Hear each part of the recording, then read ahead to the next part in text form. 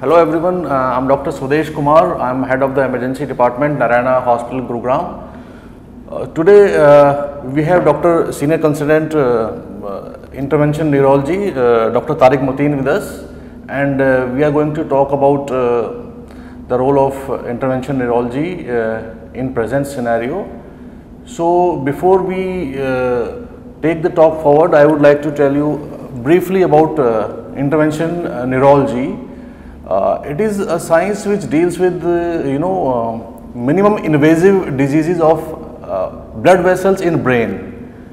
So normally जो हम treat करते हैं स्ट्रोक्स को, उसका एक और मेथड होता है, and this is something you can say a modern method of treating strokes if I put it straight. So doctor साहब,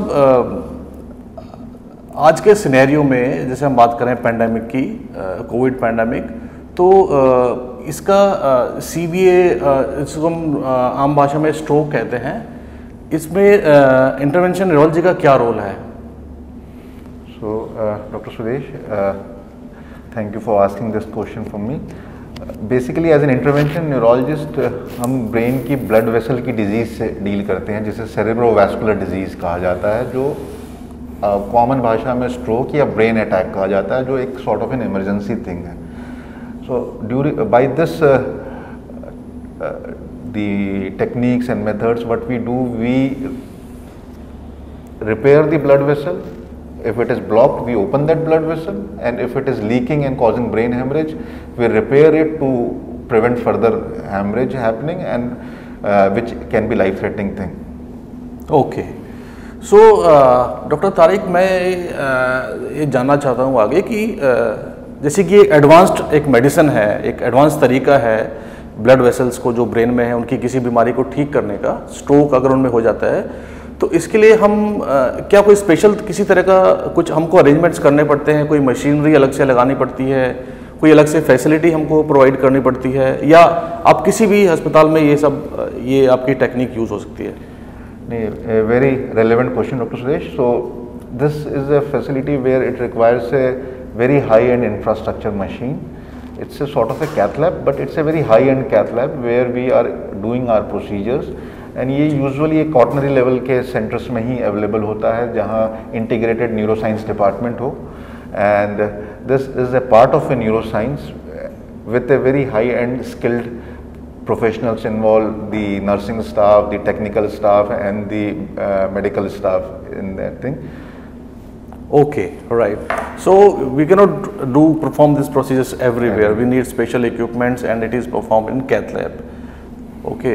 So डॉक्टर साहब, कुछ आजकल का जो सिनेरियो है, हम कोविड सिनेरियो की बात करें तो इस तरह के पेशेंट्स में कुछ इजाफा हुआ है, कुछ have this kind of patients with stroke have they increased with in the hospital और इन द पॉपुलेशन? क्या उनकी संख्या में कुछ कमी आई है, कुछ ज़्यादा हुए हैं या कमी आई है, क्या कहेंगे इसके बारे में? So there is no definite data available with us, but yes, there are the data which have been collected, the papers which have been published have indicated that yes, the incidences of these cerebrovascular diseases are there in association with the existing pandemic situation. In fact, I would like to mention very recently a compilation of data was published in Lancet. It's a very reputed medical journal. Lancet people know about it. It's a very reputed medical journal where they have tried to enumerate the various cities where the pandemic scenario was going on. So they have found their increase in this cerebrovascular disease, stroke incidences happening in this disease. And in fact, one of the data compiled interesting fact was that they have even seen these stroke incidences happening in younger patients, especially in New York. They have found that the stroke incidences have increased in New York, the younger patients. Otherwise, most of the patients are, yes, the majority of the population are older populations which are having coexisting comorbidities associated with thing.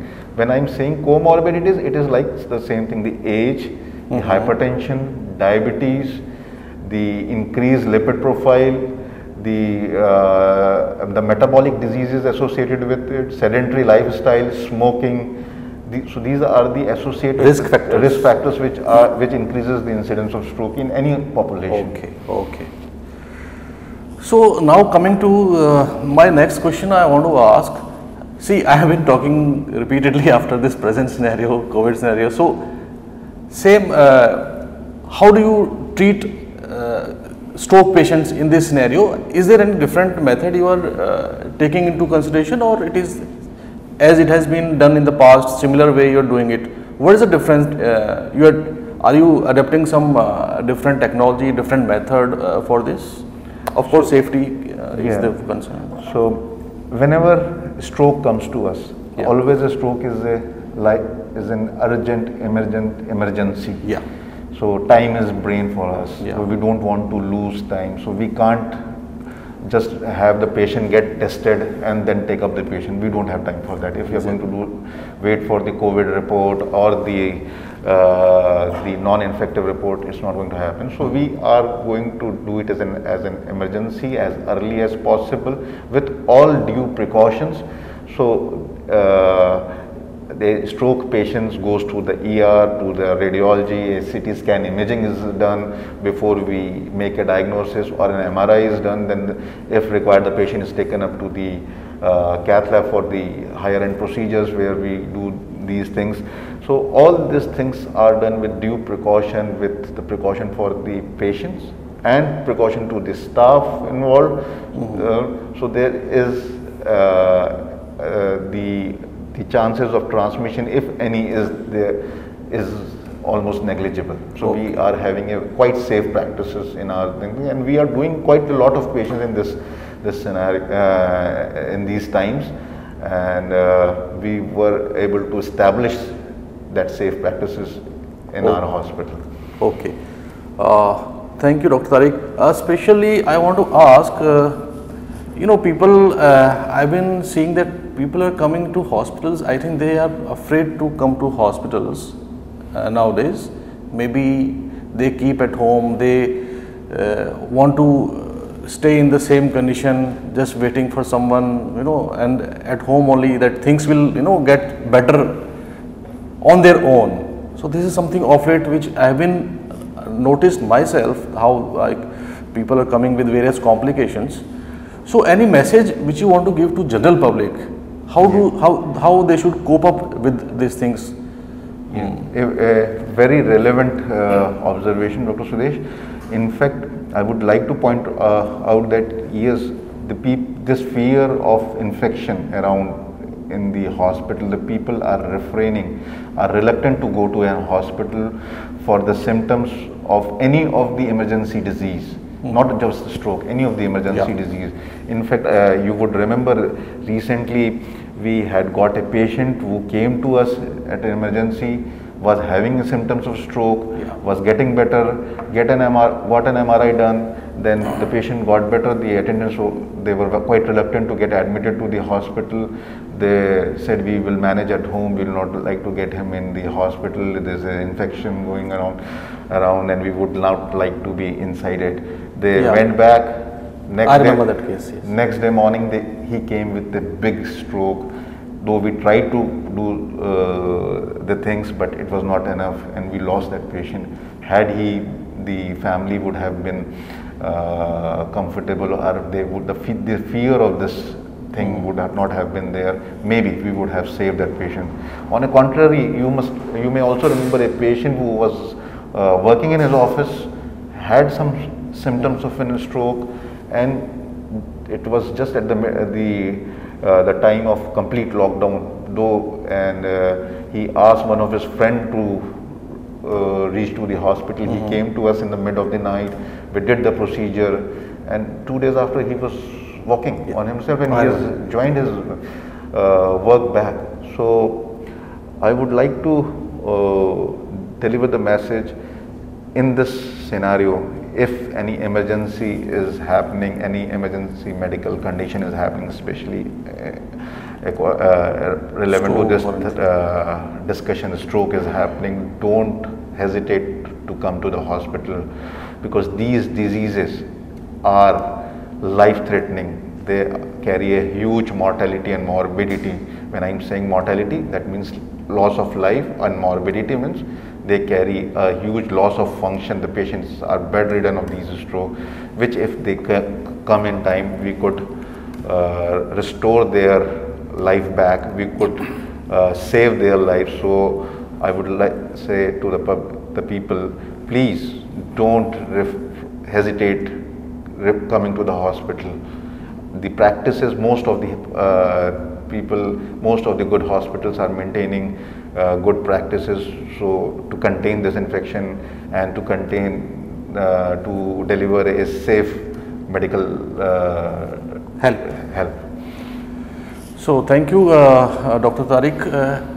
Just to reiterate, I would just like to tell you how this stroke manifests. So we remember it by a simple abbreviation. We call it FAST. FAST, F stands for facial droop, A stands for arm drift, S stands for speech disturbance, and T stands for, which is the most crucial thing, is that time. Exactly. In a timely manner, you have to take patient to the hospital. As Dr. Saab has told, time is brain. So thank you, Dr. Tariq, for providing this very good information, and I hope everybody will like it and take use of it. Anything you want to add? I would just like to add, FAST is a very good mnemonic to understand, to identify stroke. In 60% of the patient, with this thing, you will be able to identify stroke. If you're going to extend it to B fast, now we are having a B-E-F-A-S-T. Okay, there's something new. So that's balance and eye. Is there any sudden decrease in the vision and sudden change in the balance? B fast. Added on to the fast, it incorporates much more symptoms. So, but fast is easy to remember. 60% of the major strokes can be identified by this thing. And always remember, anything happening with the body which is sudden loss of function, sudden severe headache, suddenness indicates it's a vascular emergency which has happened. Immediately report to the hospital. Suddenness is a very key word for these diseases. Anything happening sudden, take it seriously. Thank you, Dr. Tariq. Thank you so much, and thanks you for patience listening. Thank you.